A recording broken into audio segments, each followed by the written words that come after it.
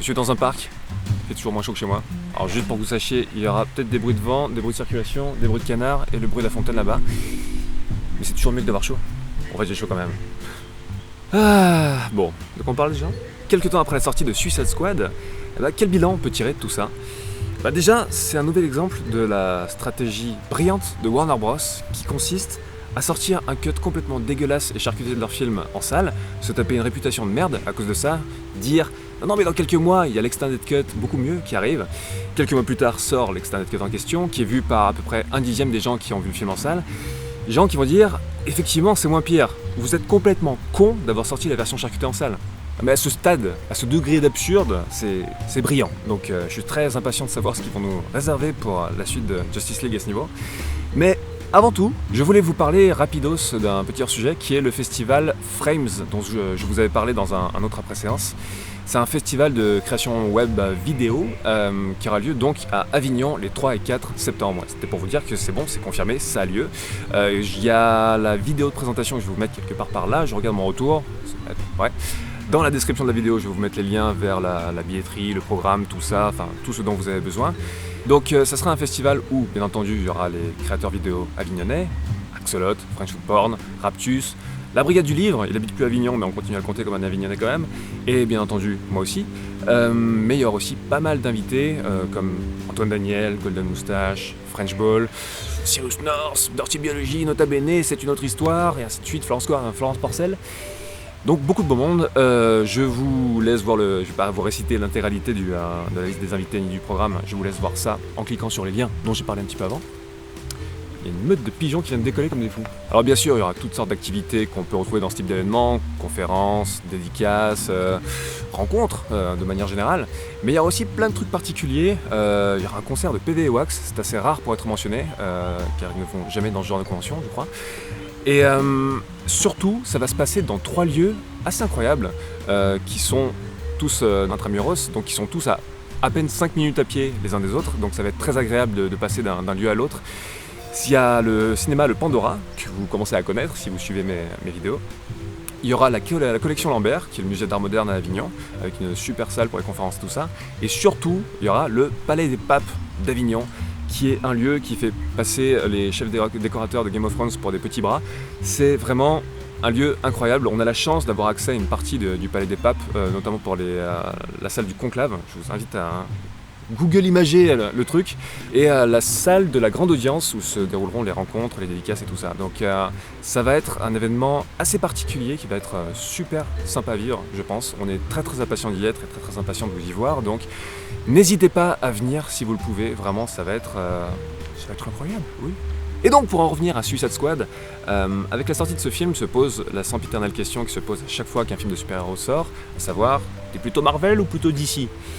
Ma réponse reste la même, personnellement je m'en contrebranle, vraiment. Je veux juste voir des films qui tiennent la route, quelle que soit l'écurie dont ils proviennent, et quel que soit le style qu'ils adoptent. Et à mon sens, Suicide Squad n'est pas du tout un film qui tient la route. J'ai l'impression que je suis cramé. Je vais mettre comme ça. Et le problème aujourd'hui, c'est qu'on peut même plus vraiment reprocher ça au film lui-même, dans cet énorme système de production qui crée ce genre d'énormes productions. Il y a tellement d'interférences entre le processus créatif et le produit fini, et là j'utilise vraiment le terme produit pour ce qu'il signifie, parce que c'est un film qui est pensé comme tel, comme un produit. Tellement de séances de réécriture, tellement de commissions marketing qui sont passées là pour absolument dénaturer tous les choix qui avaient une quelconque trace de personnalité dans ce film, que ça devient très très problématique. Ça marche plus sous un point de vue créatif, parce que je suis sûr que David Ayer avait toutes les meilleures intentions du monde en faisant ce film, et qu'il y avait vraiment des gens ailleurs et d'autres de l'équipe créative qui connaissaient bien le comic book et qui avaient envie de faire quelque chose qui tienne la route. Je doute pas de ses intentions, mais clairement tous les choix qui pouvaient être intéressants dans ce film en termes de traitement ont été gommés par volonté d'accoucher de la chose la plus consensuelle qui soit, qui touche un public le plus large possible. Et vu les résultats au box-office du film, c'est hélas ce qui s'est passé. Mais le truc, c'est que ça fonctionne même pas sous l'angle d'un produit qui tient la route, qui arrive à correctement cocher les cases de tel ou tel public.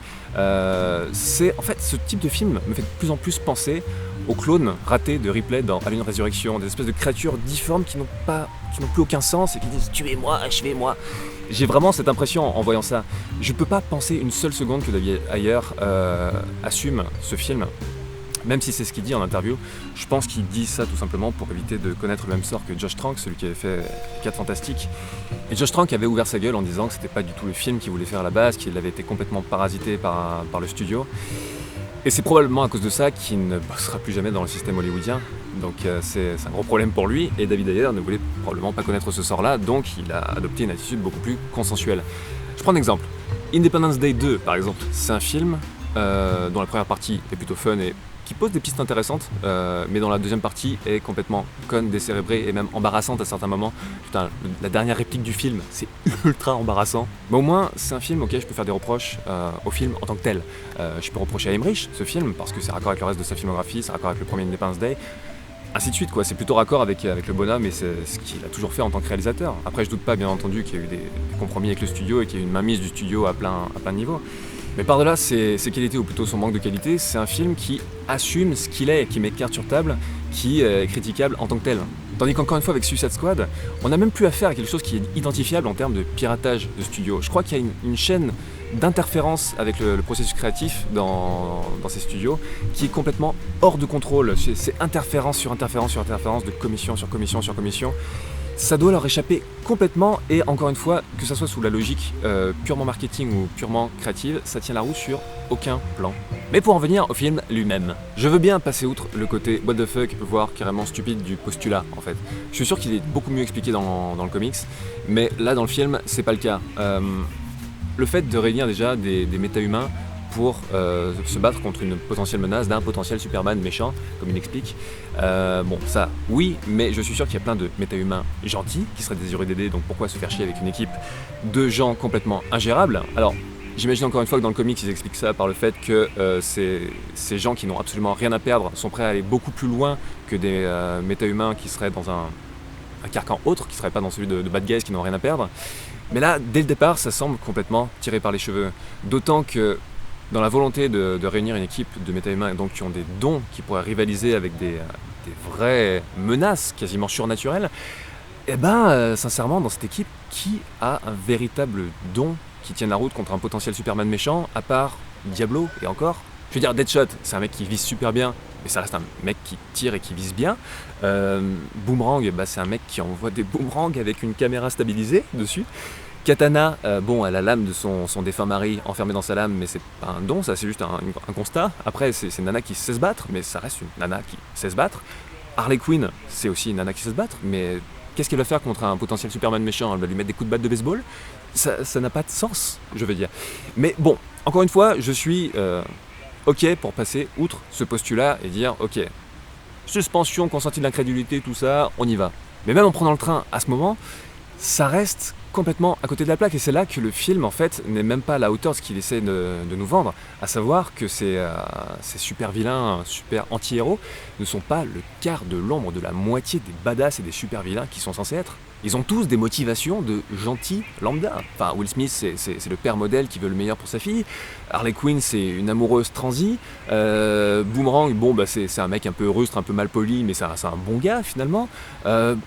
Diablo, lui, il est carrément juste gentil. C'est un mec qui vit mal son don de pyrotechnie, tout simplement, et qui a été victime d'une tragédie. Donc voilà, ce ne sont absolument pas des super vilains. Si on veut voir un film vraiment qui a le talent d'écriture, de mise en scène et d'interprétation pour arriver à nous faire ressentir de l'empathie pour des ordures, vraiment, regardez The Devil's Rejects de Rob Zombie, qui est son meilleur film, et qui arrive à nous faire prendre vraiment, à nous faire éprouver de la sympathie pour les pires raclures qui soient, vraiment des psychopathes qui font passer vraiment les gens de Suicide Squad pour des enfants de cœur, tout simplement. Après, je sais bien entendu qu'on n'a pas affaire au même type de film et que Suicide Squad est censé être grand public, être accessible au plus grand nombre. Donc c'est pas les mêmes enjeux. Mais quand même, il y a un juste milieu à trouver entre le fait d'aller dans l'extrême ou dans le fait d'édulcorer à l'extrême un sujet qui n'était quand même pas censé l'être. Le truc avec ce film, c'est que c'est un pur film de pause, en fait. Le film est désireux de prendre la pause et d'avoir l'air cool, mais il veut tellement avoir l'air cool que finalement il ne l'est plus du tout. Ça se ressent surtout en termes de montage. Le montage a complètement été charcuté, c'est pas un secret. Warner Bros, à une des étapes du projet, a même confié une partie du montage à la boîte qui fait ses bandes annonces. Et effectivement, le film ressemble à beaucoup de moments à une bande annonce et juste à confondre rythme et rapidité et à juste balancer des effets visuels gratuits à la gueule qui finissent par devenir complètement redondant et pas utile justement si on veut prendre le temps de s'attacher au personnage, prendre le temps de développer une véritable action qui a un sens. Ben non, là on est juste en mode complètement épileptique. Ça a ses limites. À certains moments ça peut fonctionner, mais sur la durée d'un long métrage, ça a vraiment ses limites. Mais surtout le film a l'air complètement rapiécé, c'est une suite de greffes qui arrivent pas trop à prendre. Il y a plein de scènes de ce type, et c'est surtout des scènes généralement qui sont rattachées à Harley Quinn, bizarrement. Par exemple, la fameuse scène qu'on voit dans les bandes annonces où Harley Quinn pète une vitre, elle prend un sac et elle dit au mec médusé « Non mais on est des bad guys, c'est ce qu'on fait ». Alors, voilà, ça c'est aussi un autre problème du film, c'est qu'ils n'arrêtent pas de dire que ce sont des bad guys, mais ils ne le montrent jamais. Donc il suffit pas de dire un truc, il faut le faire ressentir. Mais bref, cette scène, dans le cut du film, elle arrive complètement hors de tout en fait. Même si le film fait un petit écart pour être drôle ou pour construire les personnages par des petits détails comme ça peut être bien. Et cette scène, si elle était bien raccordée au film, pourrait fonctionner et pourrait contribuer à construire des personnages intéressants. Mais là, elle arrive après une scène qui n'a rien à voir juste avant. Arrive cette scène où Harley Quinn pète la vitre, et d'un seul coup ça cut au groupe qui est beaucoup plus loin. Même encore une fois, pour des écarts comme ça, en fait, en termes d'écriture, il faut ancrer ces écarts dans la continuité de l'action. Il aurait fallu que le film embranche sur la suite de l'action dans le contexte de cette scène avec Harley Quinn. C'est comme ça qu'un film, en termes d'écriture, en termes de montage, arrive à développer une homogénéité, où même les écarts sont intégrés au tout du film. Et là, non, cette scène est lâchée là comme ça, comme si sur le banc de montage ils n'avaient pas su quoi en faire, et cette scène pourrait être exactement à un autre endroit, elle n'est pas intégrée fluidement. Donc c'est un problème. Il y a aussi la scène où Harley Quinn est dans l'ascenseur, où d'un seul coup elle se désolidarise du groupe, et tout le monde fait « Elle est où ? Oh, elle est dans l'ascenseur !» Elle se bat contre quelques hommes merdes, on va pas les appeler autrement, hein, ce sont des entités humanoïdes merdesques. Et cette scène, pareil, est jetée comme une greffe qui a beaucoup de mal à prendre et n'est même pas raccrochée en fait à l'action d'avant, à l'action d'après, par des artifices d'écriture ou un effet de transition. Non, là juste elle arrive en haut d'ascenseur, elle balance une punchline qui d'ailleurs ne fonctionne pas trop, je sais plus ce que c'est bon, vous venez les garçons ? Bon, c'est vu et revu, mais passons. Et encore, si cette scène était vraiment belle, super bien chorégraphiée, elle pourrait passer par-delà son côté un petit peu gratuit. Mais c'est même pas le cas. Donc, je prends ces deux exemples, mais le film en est bourré de ces scènes en fait qui sont jetées aléatoirement dans le montage, parce que pourquoi pas ? Je veux dire, le déroulé et la temporalité des actions ont un sens, elles sont là pour quelque chose. Et si une action n'est pas du tout intégrable dans le déroulé et la timeline du film, si elle n'a pas une place bien particulière dedans, ça pose vraiment un gros souci. Un autre élément qui est vraiment charcuté par le montage dans ce film, c'est pourtant un de ces éléments essentiels, c'est les choix musicaux, qui sont super cool à la base. Enfin, bien sûr, ces choix musicaux me parlent, depuis Black Sabbath jusqu'à White Stripes, en passant par je sais plus quoi, par Queen. Mais en tout cas, il suffit pas de jeter des musiques cool aléatoirement dans un film pour créer des moments cool. Ces moments, il faut les avoir mérités, il faut les construire, il faut construire le chemin qui mène, tout simplement. C'est ce que faisait par exemple très très bien Guardians of the Galaxy sur ses choix musicaux. Ils n'étaient pas omniprésents, mais quand ils arrivaient, ils avaient un impact dingue, parce que déjà ils étaient très raccords avec la scène, et surtout ils n'étaient pas hachés menus pour se conformer à un montage sans queue ni tête. Dans l'intro du film par exemple, je trouvais ça super que ça ouvre sur House of the Rising Sun, qui les portes du pénitencier. Pour le coup, c'était très raccord avec le propos de cette introduction. Ça aurait été génial d'avoir un montage croisé des différents personnages qui restent sur cette musique. Tandis que là, on passe de Will Smith à Margot Robbie, et d'un seul coup, ça coupe sur complètement autre chose en termes de musique, sans véritable transition. C'est juste comme si, encore une fois, on avait affaire à des greffes qui étaient posées, suite à la suite. Un autre moment qui m'a gêné à ce niveau-là dans le film, c'est quand l'équipe se réunit pour la première fois, qu'il y a Seven Nations Army des White Stripes qui passent. C'était plutôt cool, mais le fait d'ailleurs de faire durer la musique rendait certains effets comiques qui fonctionnaient paradoxalement dans la bande-annonce beaucoup moins drôles, quand Harley Quinn dit justement que les voix dans sa tête lui disent de tuer, mais en fait, ah non je déconne, en fait les voix ne me disent pas ça.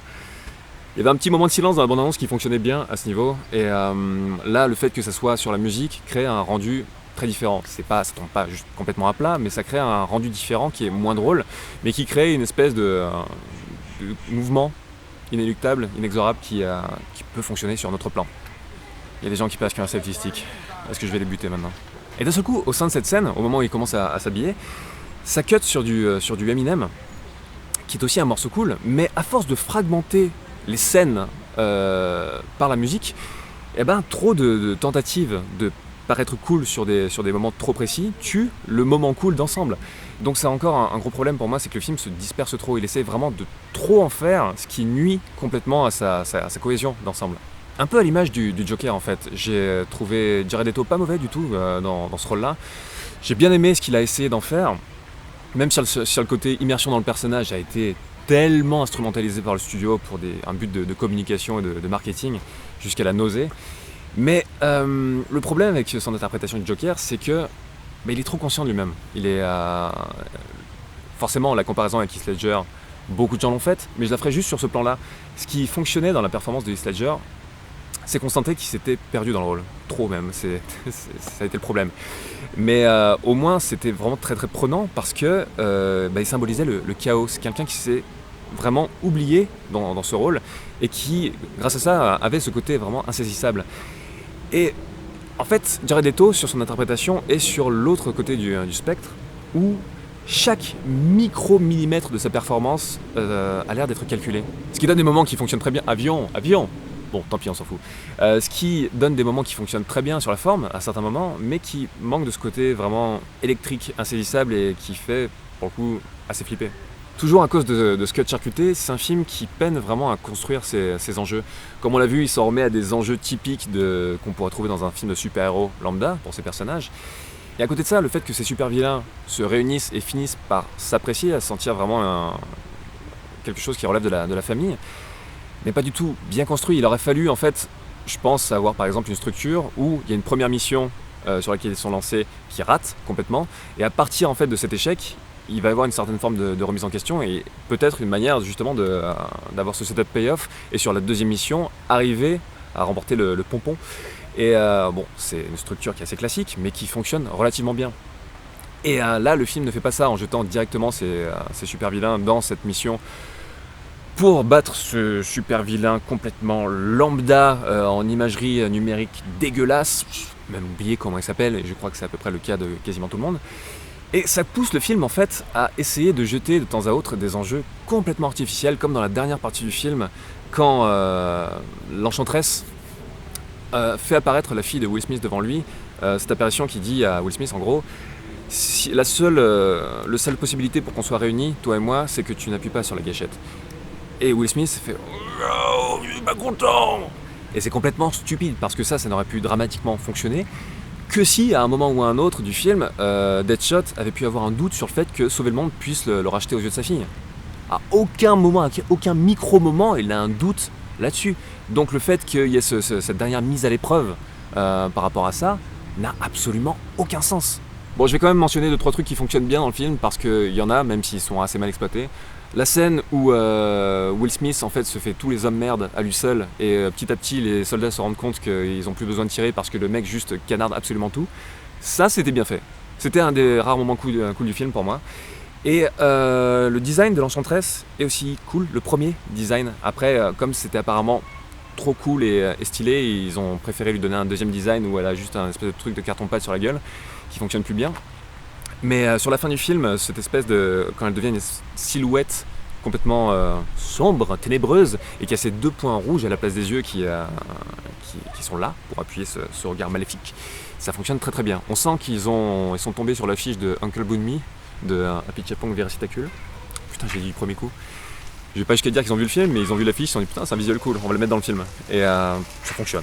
Donc, pour conclure, le fait d'avoir titré cette vidéo « L'impasse du système », fait référence bien sûr à tout ce que je mentionnais dans la première partie de cette après-séance, sur le fait qu'on arrive à un degré d'absurdité du système de majors, de studios, et à un degré d'absurdité du système de production des tentpoles, ces énormes blockbusters qui coûtent très très cher et qui à cause de ça vont être ultra calibrés à l'extrême. Hélicoptère. Il passe pendant très longtemps ces hélicos. Bien sûr, ce phénomène n'a absolument rien de nouveau. Les studios ont toujours fait plus ou moins ingérence avec leur grosse production. Les cas de réalisateurs qui se sont fait piquer leurs films, il y en a depuis des dizaines et des dizaines et des dizaines d'années. Mais là, on atteint un degré d'absurde et d'ampleur dans ce problème qui est assez inédit, je crois. Encore une fois, même sous l'angle du pur produit, du pur calibrage de produits par un département marketing, ça fonctionne même plus. On atteint juste des aberrations. Pour moi, Suicide Squad n'est pas un film, c'est un document de travail pas fini. Et cette impasse du système, c'est qu'on en arrive à un point où même sur ces productions les plus titanesques en termes de moyens, on laisse pas le temps à des créateurs de vraiment bosser. David Ayer, je crois, a eu 6 semaines pour écrire en rush maximal ce film. Ensuite, il a été jeté dans la production elle-même. Les gros studios ont l'air de commencer à croire, pas de commencer à croire, mais de plus en plus croire qu'on peut juste mixer la production et la pré-production indifféremment et se jeter dans ce type de projet sans avoir un minimum préparé le truc. Ce qui n'est bien entendu pas le cas. Ce qui est bon à savoir aussi, c'est que le grand Manitou de Warner Bros, le nouveau grand Manitou, est quelqu'un qui n'a aucune expérience dans le cinéma, qui n'a jamais produit un film. Donc toutes les grosses décisions prises en amont seront prises par quelqu'un qui n'a pas cette expérience-là, qui n'a pas ce regard sur le cinéma, qui n'a pas cette connexion de base, même ténue, avec la sphère créative. Et c'est un gros souci.